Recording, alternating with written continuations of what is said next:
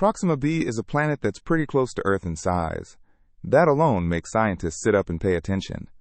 When a planet is about the same size as Earth, people start to wonder if it could also have Earth-like conditions. Maybe, but not so fast. Proxima b doesn't orbit a star like our Sun. Instead, it circles a red dwarf star called Proxima Centauri. This star is smaller, cooler, and gives off way less light than the Sun. That's important because the kind of star a planet orbits affects its weather, its temperature, and whether it might support life. Now, here's the exciting part. Proxima b sits in what's called a habitable zone. That's the not too hot, not too cold area around a star where liquid water could exist. And let's be real, if you're looking for life, water is usually step one. But don't pack your bags just yet. Proxima b comes with some serious challenges. First off, it's probably tidally locked. This means one side of the planet always faces the star, and the other side is stuck in eternal night. Imagine living on a planet where one half is burning hot all the time, and the other is frozen solid. Not exactly cozy. And if that wasn't enough, Proxima Centauri is a bit of a drama queen. It shoots out powerful solar flares, huge blasts of energy that can slam into Proxima b. These flares might strip away the planet's atmosphere or make life on the surface pretty dangerous with all that radiation. Still, despite all that, scientists are very interested in Proxima b. Why?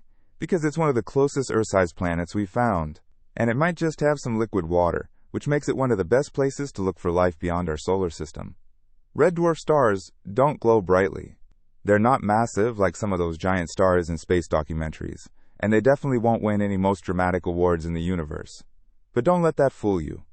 Red dwarfs are actually kind of a big deal. First off, they're the most common type of star in our galaxy. So if you just picked a random spot in space, chances are there's a red dwarf nearby. These stars are small, dim, and burn their fuel very slowly. That slow burn means they can keep shining for billions and sometimes even trillions of years. That's important because if a planet is orbiting one, it has a long time to just be there, which is a good thing if you're hoping life might develop. Because red dwarfs are cooler than our Sun, their habitable zone, the area around the star where liquid water could exist, is much closer in. That's where planets like Proxima b come into the picture. Proxima b orbits Proxima Centauri, which is a red dwarf, and lucky for us, it's sitting right inside that habitable zone. So even though the star is dim, it could still be warm enough for water, and where there's water, there might be life. Now let's talk about Proxima Centauri itself. It doesn't shine brightly. Actually, it only gives off about 0.05% of the visible light our Sun gives. That's barely anything. But because Proxima b is really close to it, the planet still gets about 70% of the infrared energy that Earth gets from the Sun.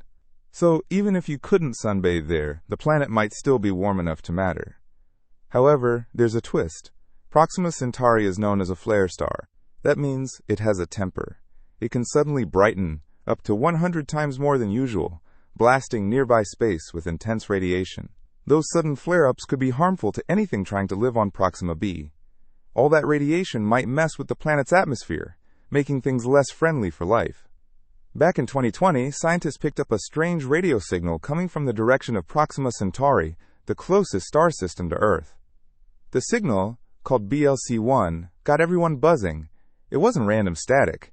It had a narrow bandwidth and a drifting frequency, the kind of stuff you'd expect from a deliberate transmission. Naturally, people began wondering, could this be aliens? But then, just as quickly as the excitement started, the experts said, nah, it's not aliens. It's probably just radio interference from Earth. And just like that, the story died down. But here's the thing. That explanation doesn't totally make sense.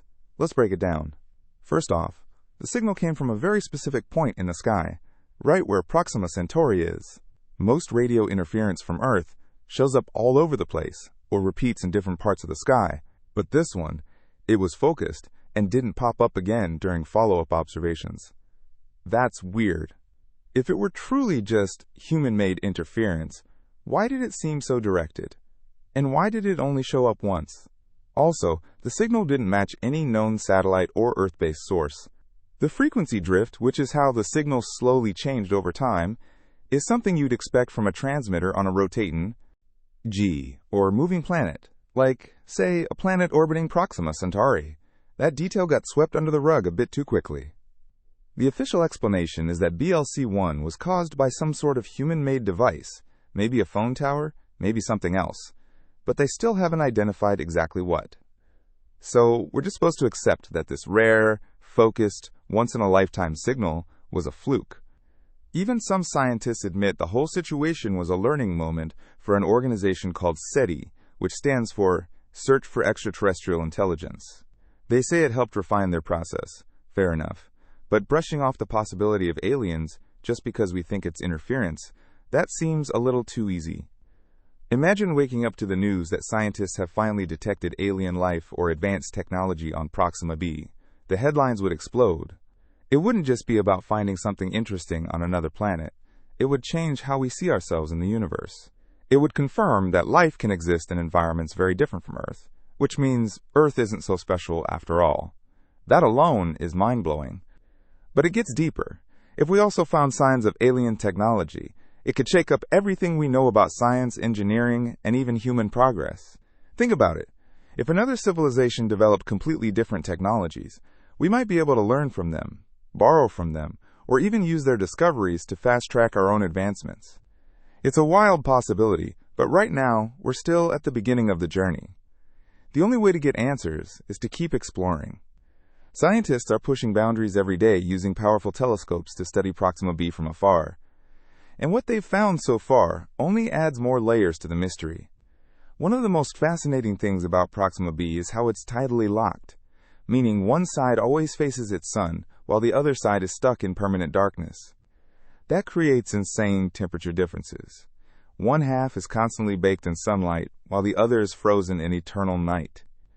Life in those extremes sounds impossible, right? Maybe not. There's a narrow strip between the two sides called the twilight zone, and this might just be the sweet spot. Temperatures here could be stable enough for liquid water to exist, and if there's water, there's a chance for life. On top of that, strange signals from the planet's dark side have made scientists wonder, are they coming from something or someone? Are we hearing the whispers of another civilization across space? Proxima b orbits a red dwarf star named Proxima Centauri, which sits over 4 light-years away from us.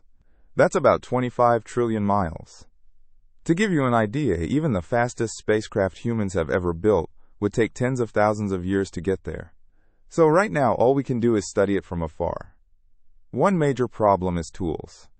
Regular telescopes can't clearly see planets that are far away, especially when the planets are right next to a bright star.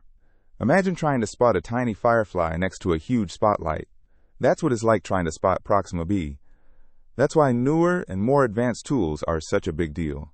The James Webb Space Telescope can detect infrared light, which helps us peek at distant planets and maybe even figure out what's in their atmospheres. Then there's Harmony, an advanced tool being built for the extremely large telescope. This telescope, set to open in 2028 in Chile, will be the biggest of its kind with a mirror almost 40 meters wide. That size means it can collect way more light and produce super sharp images. Scientists hope the ELT will do something groundbreaking. Look at the light reflected off Proxima b and find signs of life. By checking that light for molecules like oxygen, carbon dioxide, or water vapor, it could tell us if something is living there.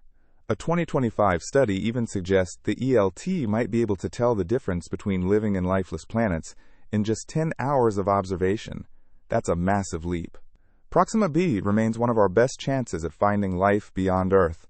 The new technology is finally giving us the power to study it like never before.